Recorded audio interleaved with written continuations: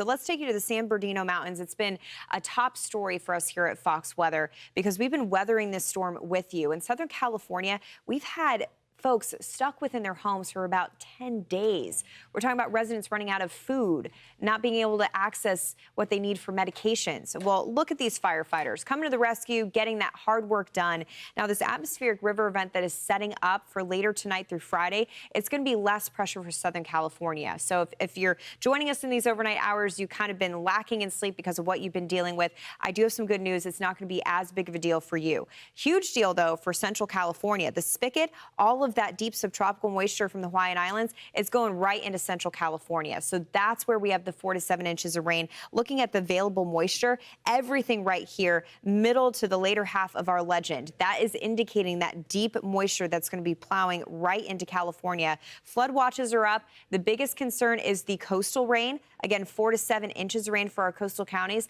but also the potential of several inches of rain on top of snowpack. Now, in the foothills, that could lead to a rapid melt and really rapid runoff, and that could be a large concern. Look at our area rivers and also our creeks. We're actually at a major flood stage across parts of Central California. So again, this runoff is definitely something to look at. In fact, some of these coastal areas, we're not even going to see any snow. The coastal range tops off around 3,000 feet. It's going to be 3 to 5 inches of rain in those areas on top of a snowpack, and that's why we're concerned about maybe seeing some flooding around the Santa Cruz Mountains. There's a look at the snow component. The snow levels are going to start around 3,000 to 5,000 feet later tonight, but tomorrow they actually rise to 7,000 to 8,000 feet. So we could even see rain in places like South Lake Tahoe, which sit at about 6,200 feet.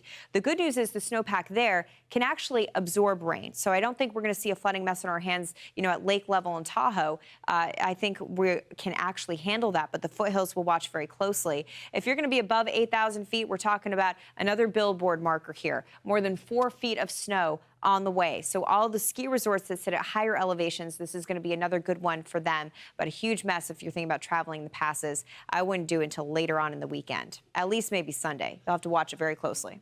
I'm Amy Freeze. Welcome to Fox Weather's YouTube page. We have more great videos on the way, so make sure to subscribe to stay updated on all things weather.